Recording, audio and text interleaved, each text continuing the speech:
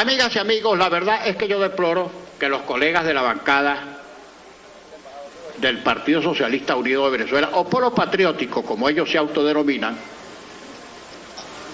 hubieran abandonado el hemiciclo en un momento tan importante y tan solemne como este. Me atrevo a presumir que seguramente es porque no quieren escuchar las cosas que aquí vamos a decir. Y tendrán que atemperarse y tendrán que acostumbrarse, porque en estos próximos 5 años, desde esta Asamblea Nacional, va a haber libertad de opinar y todos vamos a respetar las opiniones discrepantes o divergentes o que no concuerden con nuestra propia opinión. Yo pensé bastante antes de la intervención en esta Cámara hoy, porque es una sesión muy importante. Quisiera comunicarles a ustedes que estoy seguro de que no me equivoco cuando digo que nadie en este recinto tiene más sensibilidad ante el hecho y la actividad parlamentaria como la tengo yo. Aquí transcurrieron 26 años de mi vida. Mi principal dedicación lo hice con fervor, con entusiasmo, con hidalguía, con dedicación plena, consciente de la importancia que los electores habían depositado en mis manos, que era una función más importante que la de cualquier organismo del Poder Ejecutivo. Imagínense ustedes lo que significa plasmar en una ley un texto para que rija para 30 millones de ciudadanos. Yo creo que no existe un ministerio más importante que ese. Pero en este momento, yo no hablo como presidente de la Cámara, que lo voy a hacer circunstancialmente por el lapso de un año. Yo le hablo a mis colegas de cámaras como par, como uno más, como par. Y pensé bastante si traer un discurso escrito, pero preferí la espontaneidad de la improvisación con todos los riesgos que la improvisación supone. A veces uno peca por exceso o por defecto cuando no encuadra el discurso en un texto escrito. Pues asumo los riesgos de la improvisación. Lo que les voy a decir me sale de muy adentro. Me sale de la experiencia de haber sido un parlamentario, como les dije, a dedicación exclusiva. Y una persona, y aspiro que todos digamos igual, que cuando salgamos de esta Cámara salgamos con nuestro sano orgullo intacto, de frente al sol con la mirada altiva. Así como entramos hoy, así de dignos, así de entusiastas, así de alegres, así de fervorosos, que el último día de nuestro mandato podamos salir a la calle en esa misma actitud y con esa misma dignidad. Nosotros ofrecimos en la campaña, fueron nuestros temas esenciales, unidad y cambio. La unidad puede ser por unanimidad y puede ser por consenso. Y a nosotros nos costó mucho, porque en la mesa de la unidad somos muchas organizaciones de distintas tendencias, de distintos credos, con distintos propósitos. Inclusive a veces no nos poníamos de acuerdo sobre los instrumentos para lograr unos mismos objetivos, pero fue la discusión, el invertir muchos días y muchas horas en intercambiar puntos de vista y en conciliar posiciones que parecían inencontrables, y finalmente acertamos en lograr, a veces por unanimidad y a veces por consenso, la unidad que nos estaba exigiendo Venezuela. Esta es la muestra.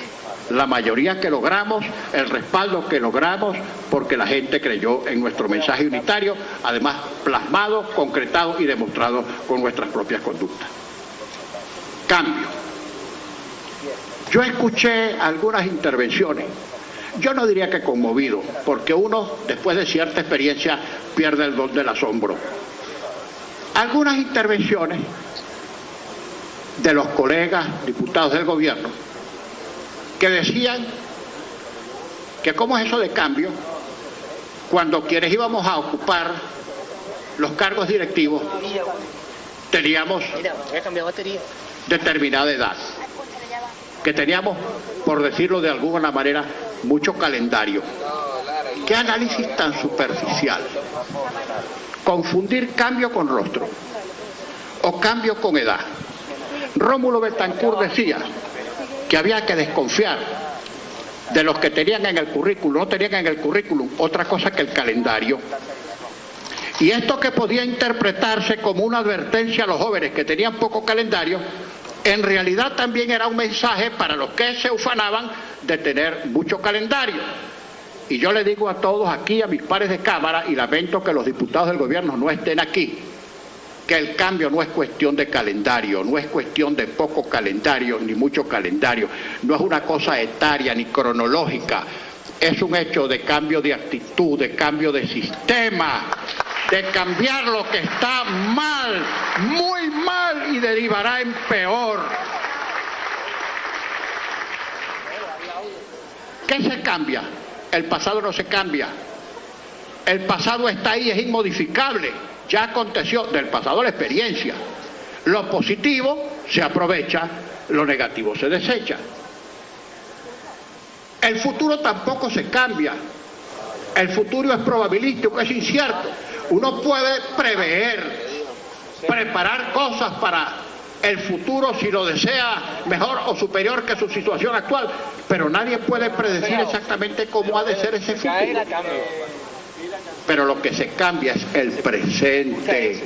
Y cuando nosotros en la campaña electoral propusimos cambios y la gente aceptó esa propuesta, es porque estábamos diciendo que queríamos cambiar esto que está aquí en este momento, esta realidad que ya lleva 17 años y que le ha causado un profundo daño a Venezuela.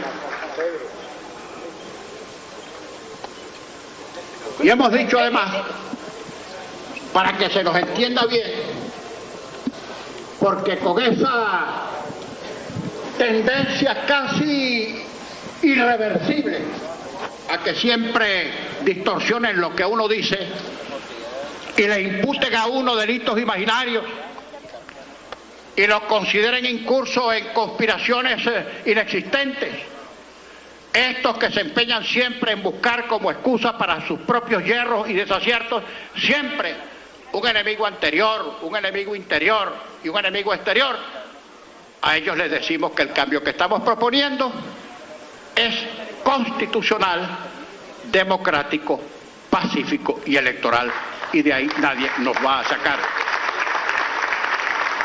Nuestro mandato es a término, ciertamente, nuestro mandato es a término,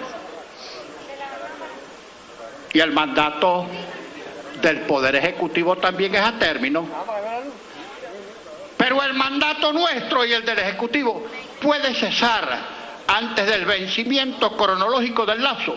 El Ejecutivo también es a término, pero el mandato nuestro y el del Ejecutivo puede cesar antes del vencimiento cronológico del lazo por alguna de las causas que están en la Constitución.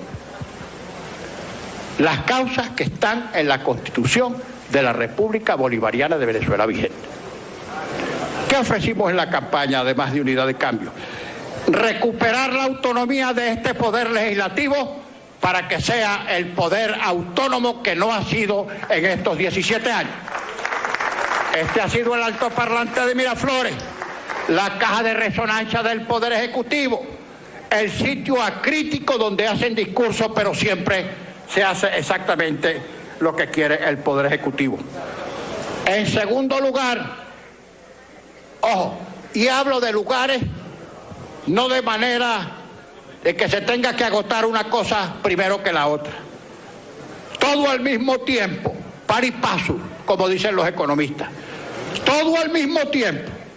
Ofrecimos también Una ley que para nosotros fue emblema e insignia, no simplemente por razones electorales, sino por convicción y convicción de fe, por creer en ese valor, en el valor libertad, en esa esencialidad de la que nadie puede estar privado por sus ideas, de que no puede ser posible que en juicios que avergüenzan a la administración de justicia en cualquier parte del mundo tengamos conciudadanos presos, privados de libertad, simplemente por razones de sus opiniones políticas.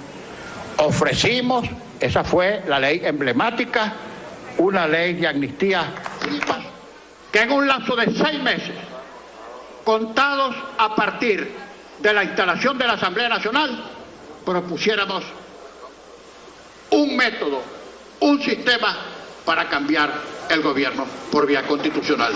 Eso lo haremos.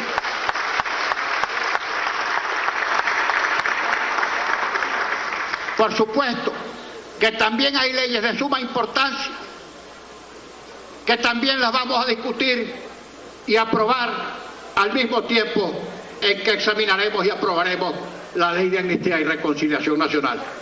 Un conjunto de leyes a las que ya se refirió el diputado Julio Borges en su intervención, muchas otras que andan a la espera de que por fin se consideren, se traten y se aprueben en esta Asamblea Nacional.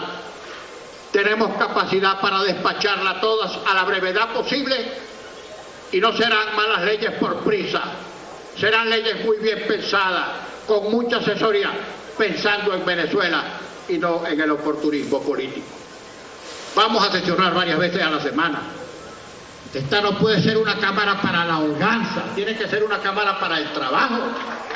Los diputados tienen que ir a las comisiones, tienen que venir proyectos legislativos que con la debida anticipación se impriman y distribuyan para que los conozcan todos los diputados.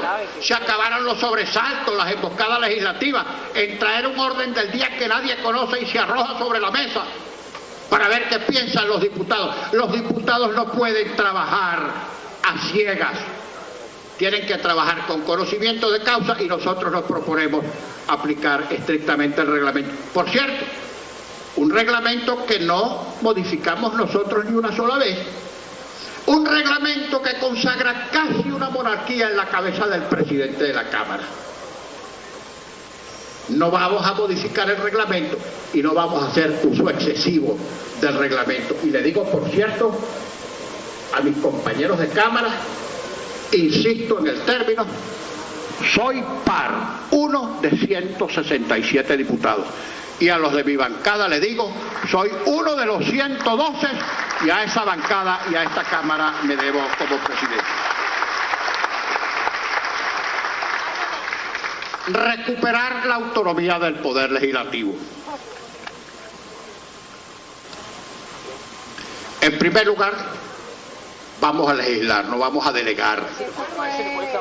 No vamos a conceder más leyes habilitantes inútiles, inservibles, para que alimenten esa especie de raspado de olla de última hora, para no hacer nada y para seguir atontando a la gente creyendo que por esa vía van a solucionar los problemas del país. Tampoco vamos a hacer un contrapoder. No somos una trinchera para disparar a mansalva contra los otros poderes, pero vamos a hacer un poder auténtico.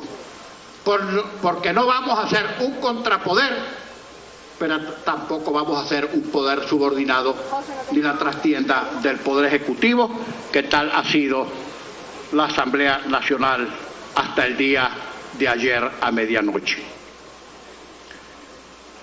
Vamos a controlar otra de las grandes funciones parlamentarias. Controlar aquí y controlar afuera.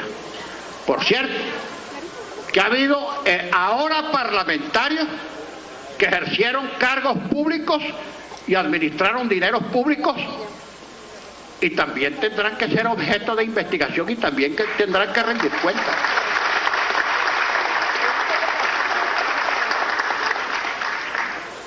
No se olvide de paso, y que este sea un mensaje que aunque se debe conocer parece que se ignora, que los dos únicos órganos del poder público,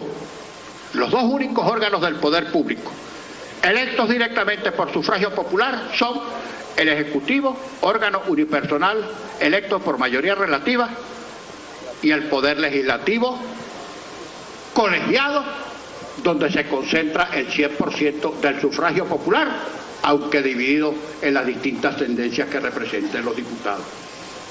Pero esa situación de nuestra propia legitimidad, sumada a la condición de que somos nosotros quienes designamos todos los demás poderes del Estado, esos poderes los vamos a controlar. Esos poderes no pueden actuar por la libre, y mucho menos cuando alguno de esos poderes indebidamente constituidos pretenden, para servicio del Ejecutivo, convertirse en una especie de contrapeso de esta Asamblea Nacional que tiene origen en el sufragio popular, y prácticamente dejarnos en suspenso y hacer nugatorias todas las facultades que nos consagra la Constitución. Cuando digo controlar al Tribunal Supremo de Justicia. Eso no puede andar por la libre, y mucho menos constituido de manera írrita en una decisión que dejó estupefacto al país y al mundo, en un acto perpetrado en los últimos días de la anterior Asamblea Nacional. Vamos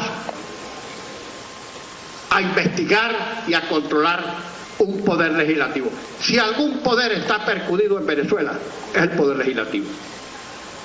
Nadie confía en una justicia que está percudida del copito hasta las raíces, por no decir que la justicia no existe.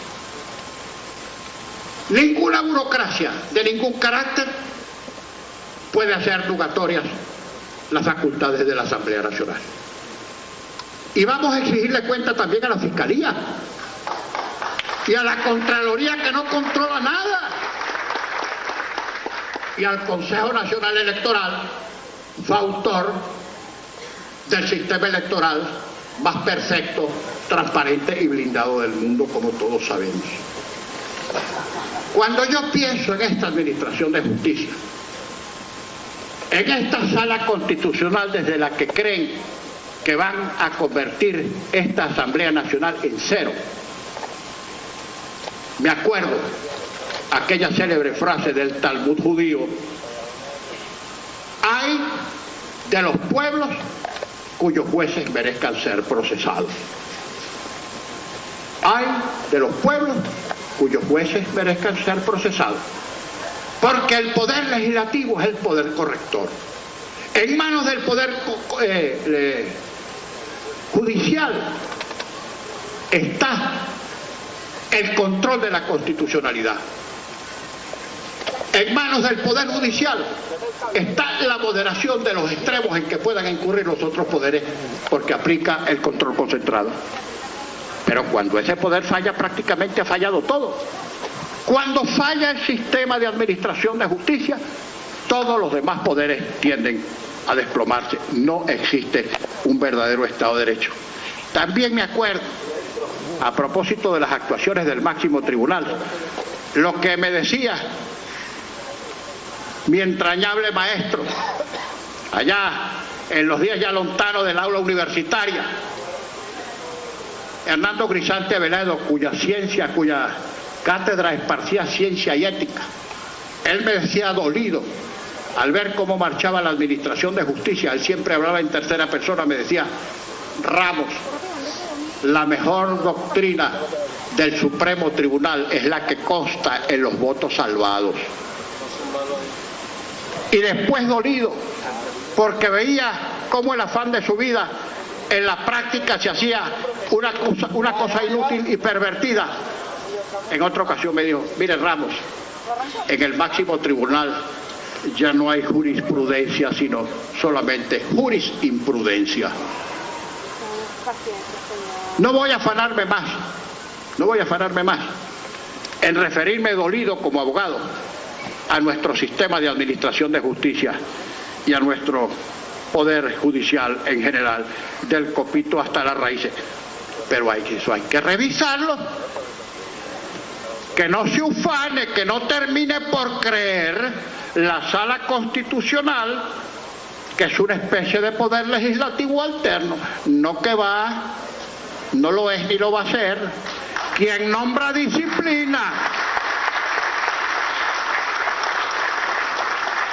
y que no piense ni por asomo esta sala electoral, constituida, como todos sabemos, de manera express, que es una especie de sustituto del Consejo Nacional Electoral. Y eso lo digo porque aquí hay 4 diputados electos por el pueblo, cuya elección no la puede hacer ilusoria una decisión burocrática del Poder Judicial. Por ahí escuché hace algún tiempo uno que cree haber perdido la capacidad de asombro, un señalamiento que hizo una presidenta del Tribunal Supremo de Justicia hace pocos años, yo diría que un par de años, quizá 3 años. Supongo que esa fue una expresión obsequiosa para rendir pleitesía o premio de sumisión a aquel mesianismo, aquella idolatría que existió en Venezuela hasta apenas hace 3 años. Ahora el culto es necrolátrico. Decía ella, en una frase que a uno hizo que le corriera un frío por el espinazo, que la separación de poderes se tenía que acabar, que eso era inconcebible. Bueno, frase tan infortunada como sus propias sentencias. Aquella atrocidad, una de las mayores conquistas de la civilización occidental, que ha costado guerras, tragedias, de repente la despachó con una sola frase: no debe existir separación de poder. En un instante, pues, hizo trizas la Constitución. Por supuesto que ya en la práctica había prácticamente extinguido su propio poder para ponerlo al servicio del Ejecutivo, se comprende. Quizá tuvo que hacer esta frase para justificar la entrega del poder que ella presidía al Ejecutivo Nacional, pero no. La separación de poderes existe. Aunque en teoría el poder del Estado es uno solo, existe diversificación de funciones. Cada una de las ramas del poder público tiene sus funciones específicas y sus propias actitudes y actividades, el área de su competencia. Yo les quiero decir entonces a todos mis pares, a los colegas de la oposición y a los colegas del gobierno, que aquí desde hoy la cosa cambió. La cosa cambió. Y escuchando algunas de las intervenciones enfebrecidas del señor jefe de la fracción parlamentaria del gobierno, altisonante, con ciertos aires de petulancia, en fin, se comprende, yo le respondería casi que con un piropo, con aquella célebre copla llanera: no te remontes tan alto, prenda de tanto valor, que al árbol que mucho sube le tumba el viento la flor.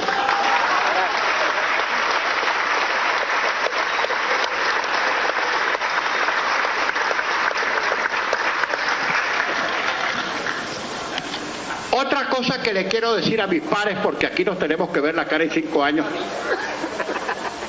salvo que se presenten circunstancias extraordinarias que no están en nuestros cálculos. Lo digo en mi partido, lo he dicho mucho en la mesa, porque ha sido para mí una gran lección de vida. Donde no hay afecto, no hay equipo. Donde no hay afecto, no hay equipo. Cuando en la mesa comenzamos a limar asperezas, a cortar distancias, a tratarnos como seres humanos, incluso a veces a contarnos nuestras dolencias y cuitas personales, en muchas ocasiones, las más de las veces alegría, cuando comenzamos a tener los afectos, las cosas funcionaron mejor. No perdamos nunca esa gran conquista.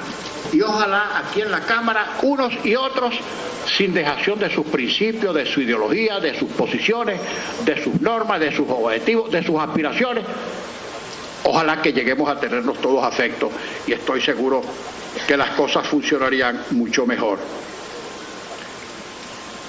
En los próximos días vendrá aquí el presidente de la República a rendir su mensaje anual. Él y sus ministros a rendir memoria y cuenta. Lo vamos a recibir con dignidad y respeto, no por rendirle culto a nadie, sino porque esa es nuestra condición cívica. Nosotros no pitamos, nosotros no chiflamos.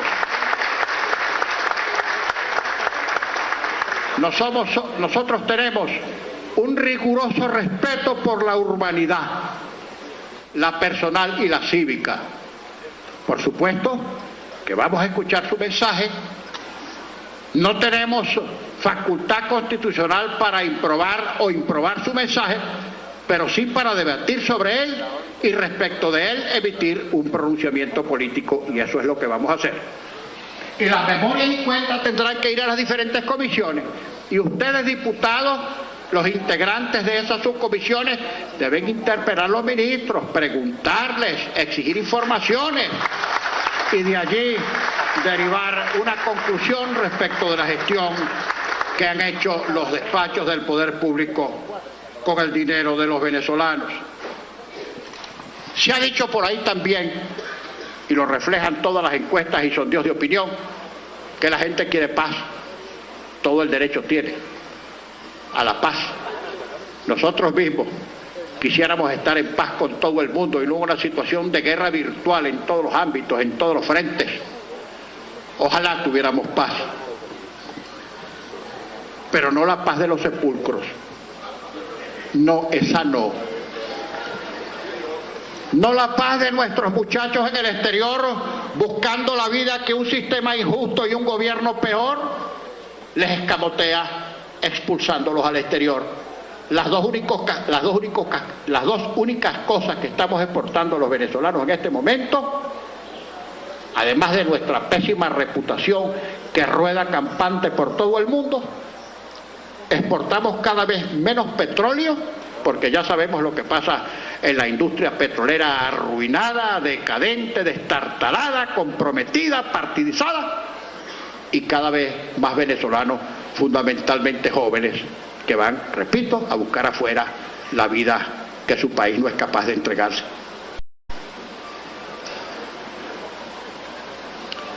Va a venir, repito, a rendir su mensaje y lo vamos a escuchar con respeto. Y como los venezolanos quieren paz y tenemos que trabajar por ella, y los venezolanos también quieren diálogo. Las sociedades civilizadas o dialogan o se matan. Diálogo no supone entrega, ni transacción ominosa, ni claudicación, ni cobardía. Diálogo supone simplemente intercambio de opiniones para, incluso haciendo las transacciones en el buen sentido de la palabra que haya que hacer para mejorar, es un recurso que no se puede negar ni la clase política civilizada ni el gobierno. Pero necesitamos mucha comprensión para ese diálogo. No es simplemente una oportunidad para sentarnos, vernos las caras y decirnos algunas cosas y que de ahí no salga ningún resultado, porque la gente entonces termina desconfiando hasta de los dialogantes. Diálogos públicos, que se conozca su contenido, que se conozcan sus procedimientos, que se conozcan sus propuestas y que se conozcan sus resultados. Por supuesto que ahora, como poder constituido, como poder autónomo, como poder que va a cumplir con sus deberes constitucionales, como poder que va a controlar al gobierno sin delegaciones, sin dejaciones, sin entregas, ahora estamos dispuestos a dialogar en los términos públicos y honorables que debamos discutir. Eso sí, sin que cedamos en los propósitos que antes mencioné. Recuperar nuestra autonomía como poder, ley de amnistía y reconciliación nacional, y buscar nosotros, dentro del lapso de 6 meses a partir de hoy, una salida constitucional, democrática, pacífica y electoral para la cesación de este gobierno. Esos compromisos no son transables. Acabamos de jurar y termino como empecé, que cuando cese nuestro mandato salgamos de aquí como hoy entramos, intacto nuestro sano orgullo, de frente al sol, con la mirada altiva. Que Dios nos bendiga a todos, que Dios bendiga a Venezuela. Muchas gracias.